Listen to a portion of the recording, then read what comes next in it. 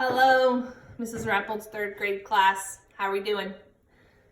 All right, yesterday, let's take a little bit and review what we learned about.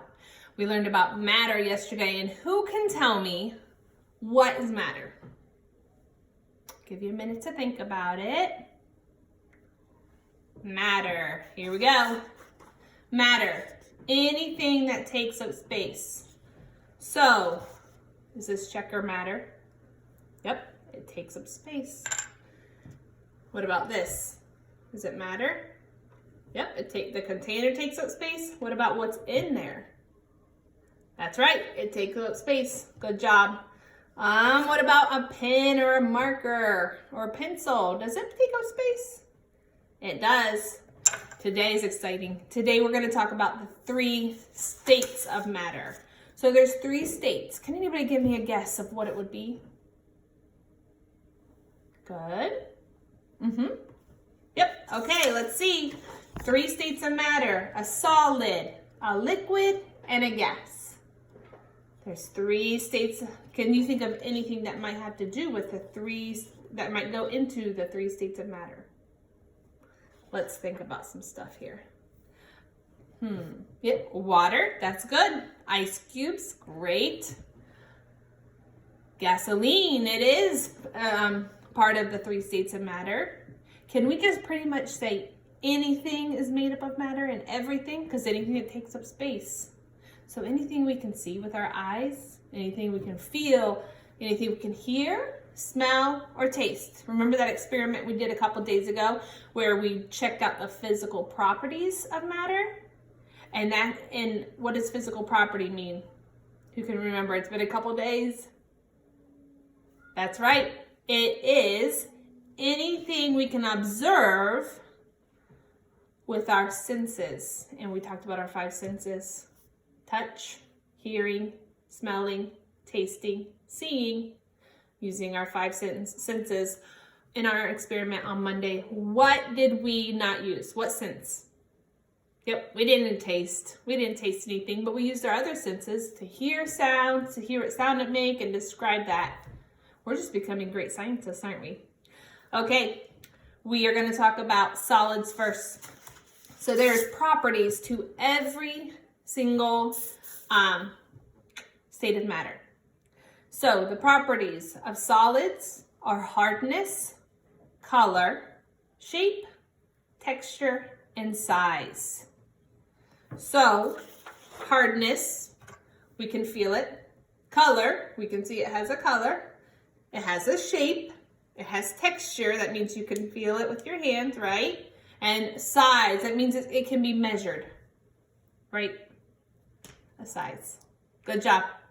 Remember the video we watched yesterday? It was about these 3 states. Is it all ringing a bell now? Great. Here we go. Liquids. Has color. Has smell. Has texture. It does not have its own shape, but it takes the shape of the container it's in. So this is vinegar. No matter how I turn it, the vinegar moves along with the shape of the bottle, right? It takes its shape. That's a great example. Did you notice some similarities between the 2 of solid and liquid? But the one difference is that a solid has its own size. It does not change the shape, the size, depending on the container or what it's put in. That's a good observation. Here we go, gas. Gases, I call these the nose because it has no color, no texture, no taste, no own shape, and it takes up the shape of its container, whatever it's in. What do we breathe out? Carbon dioxide, good. So when we breathe out, we don't see it, we don't smell it, it doesn't have texture, we can't feel it with our hands, but it fills the area that we're in. So here's my question. Do you always have gas around you? Yep, always have gas around you. There's always gas flying around somewhere. So, since we now know solid, liquid, and gases, let's name some examples. Solids, what are they? Pencil, desk, chair, Computers. Great. Let's do some liquids. Water.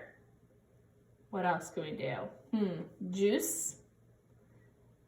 What else? Pop. Good job. Yes. All right, let's do some gases. Oxygen. Carbon dioxide.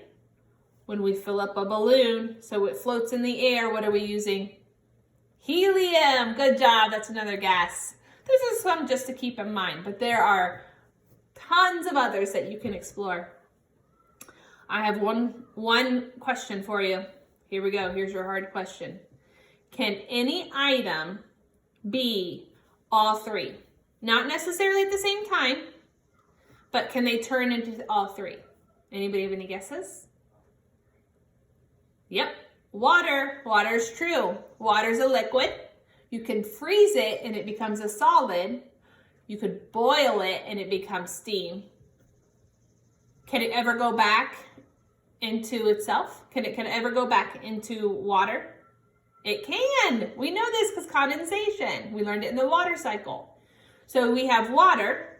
Let's start with frozen water, which is ice. It melts, right? We put it in a hot pan and it melts down to water. Starts boiling. It goes up into steam or water vapor, right?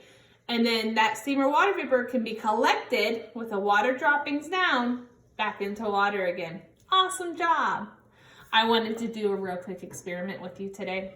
And we're going to watch the 3 stages and how you mix these 3 things together and it creates something. Here we go. You'll need a water bottle. I have an empty water bottle.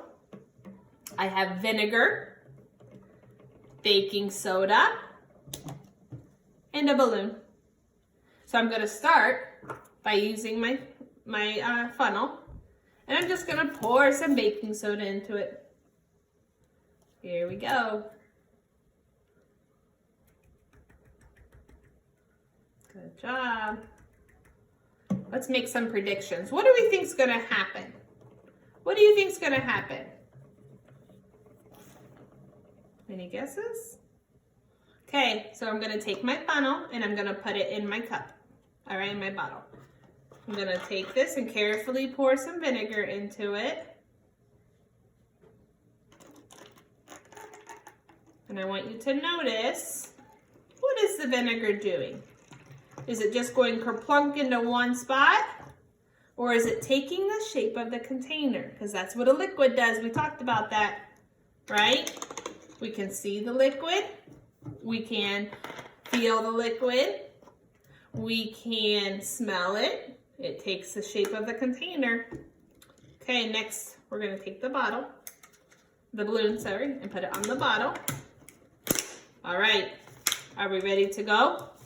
What do you think is going to happen when I pick this the balloon up and the baking soda goes in the vinegar? Do you think we could create something else, another reaction?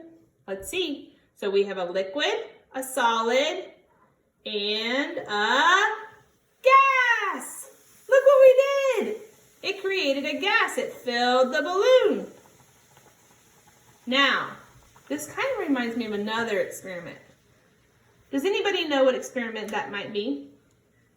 A volcano. If we didn't have this balloon to catch the gas and show us the gas so we can actually see it happen, this would have exploded everywhere. But does that mean no gases come out from it?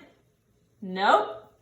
Thanks for spending some time with me today and learning about matter. Remember the 3 states: solid, liquid, gas. Have a good day.